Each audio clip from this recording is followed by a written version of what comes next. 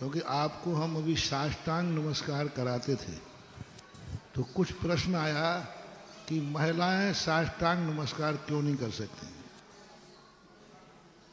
तो मेरे पास कोई भी जवाब नहीं था, क्योंकि आगम में उनको भी निषेध नहीं किया। ऐसा कोई भी निषेध वाक्य नहीं है कि महिलाएं साष्टांग नमस्कार नहीं कर सकती।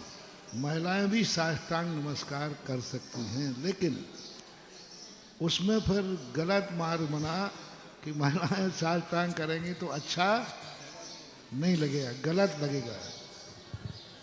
तो अब उनको तो मैं साष्टांग नहीं करा सकता हूँ, तो मैं जरूर उनके अनुसार करा सकता हूँ, क्योंकि वो तुम्हारे अनुसार करेंगे तो अच्छा नहीं लगेगा। लेकिन तुम उनके अनुसार करोगे तो मैचिंग चलेगा। क्योंकि देखो, मैं उदाहरण देता हूँ, मोटरसाइकिल फटफटिया महिला चलाएगी तो जमेगी नहीं, बनेगी नहीं, लेकिन स्कूटर पुरुष चलाएगा तो चल जाएगा।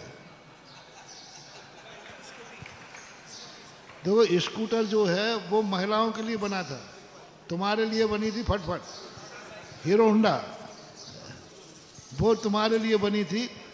तो महिलाओं ने तो तुम्हारे हीरो होंडा की नकल नहीं की, कुछ कदाच बात अलग है। 99% हीरो होंडा महिलाएं नहीं चलाती, लेकिन महिलाओं का जो स्कूटर था वो 99% पुरुष चलाते हैं। बस उसी स्कूटर और हीरो होंडा की नकल करते हुए आपको तो उनके अनुसार नहीं लिटा सकता, उनके अनुसार आपको गवासन जरूर करा सकता हूँ, उसमें कोई दोष भी नहीं है। दूसरी बात, कई लोग मोटे होते हैं, कई लोग धोती ढीली पहनते हैं, और 90% अभिषेक करने आते हैं तो अंडरवियर के बिना आते हैं, क्योंकि अंडरवियर बनियान कहीं शुद्ध होती नहीं है, तो प्राय अंडरवियर के बिना ही लोग आते हैं। और वो साष्टांग नमस्कार करते हैं तो उनको होश ही नहीं रहता कि उनका पोस्ट ऑफिस खुल गया है।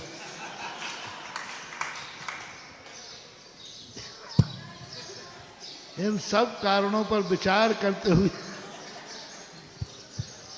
अपन लोग गवासन में भी अष्टांग कहलाता। पंचांग नमस्कार करता है घुटने टेक करके,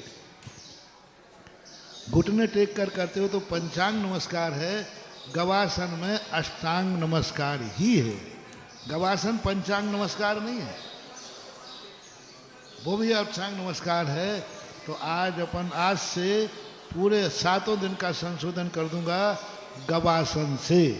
लेकिन देखो, मैंने सारे कारण भी बता दिए, सारे कारणों पर विचार करके, तो ऐसा कोई बात अच्छी होती है तो मैं तुरंत संशोधन कर लेता हूँ। चलें, अब सब लोग गवासन लगा दें, गवासन तो बन जाएगी, पर गवासन ऐसे लगाओ कि आपका सिर जमीन से लग जाए, हाथों को आगे करना, ऐसा हाथ करना और सिर जमीन पे लगाना। गवासन लगा लो। अब महिला पुरुष सबकी एक सी आसन हो जाएगी। अब जिनके गोड़ों में दर्द है वे जैसा करें तो करें।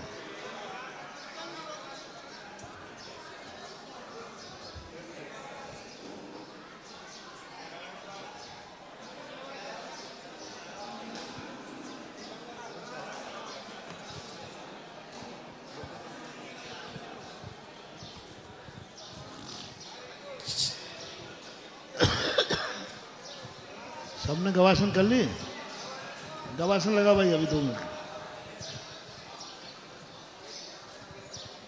गवासन सिर लगाओ, ऐसे नहीं भाई, घुटनों के बाल नहीं ऐसे तो आप पीछे का पोस्ट ऑफिस पूरा दिख रहा है आपका, ऐसे नहीं, वैसे गवासन लगाओ। गवासन इनको बताओ ना, लाइट कब लगाओ।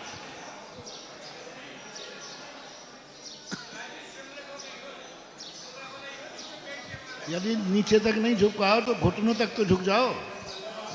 महाराज जी, तक झुक जाओ। पेट इतना बड़ा है कि वो पेट नहीं झुकने देता। घुटनों तक झुक जाओ, जहां तक झुकता है वहां तक झुक जाओ। चलो, तो पर जब तक पूरा श्लोक नहीं हो झुके रहना।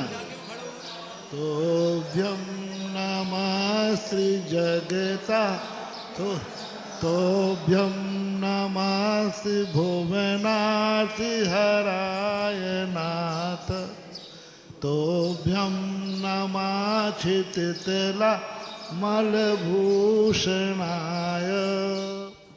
तोभ्यं नमस्त्रिजगता परमेश्वराय तोभ्यं नमो जिन्भवो दधिशोषणाय। अभी गर्दन झुकाए रहो, उठाओ मत। नमो, गर्दन झुकाए रहो। नमोस्तु भगवान। हे बालक, गर्दन क्यों उठा रहे हो तुम? झुके रहो। ए भाई, गर्दन नहीं उठाओ, लगे रहो नीचे और लंबा खींचो।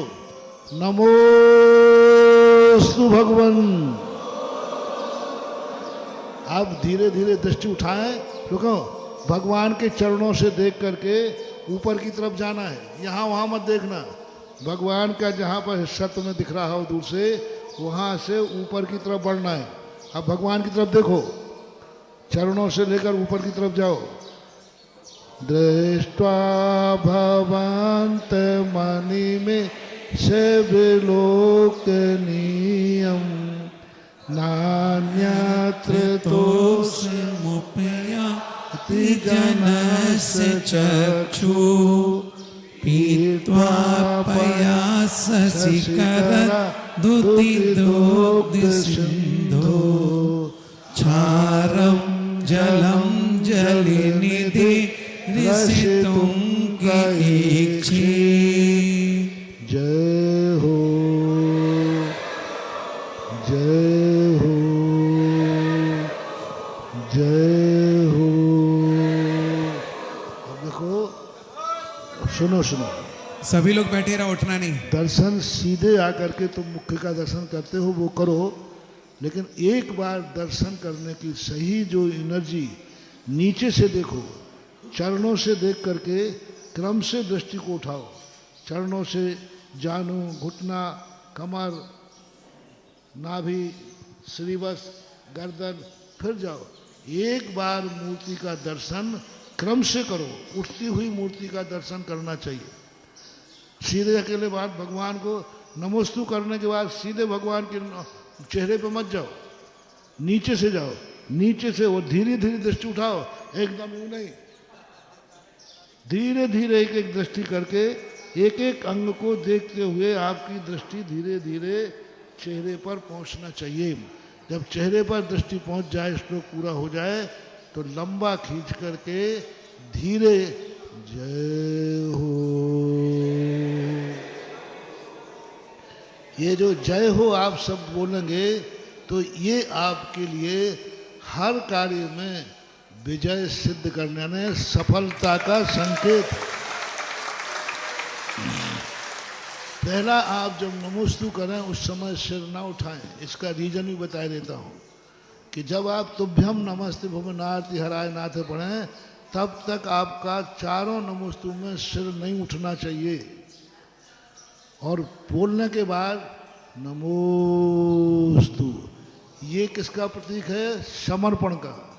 हे भगवान, आपके अलावा हमारा कोई दूसरी शरण नहीं है, समर्पण का प्रतीक है। और जब तुम भगवान को समर्पण हो जाओगे तो दूसरा श्लोक पढ़ने के बाद तुम जय हो बोलोगे, यह तुम्हारी सफलता का संकेत है, इसलिए करो। जय जिनेंद्र दोस्तों, अगर आपको मेरी वीडियो अच्छी लगती है तो प्लीज़ मेरे चैनल को लाइक करें, शेयर करें, सब्सक्राइब करें। इसी तरह से अपना प्यार देते रहें। Thank you.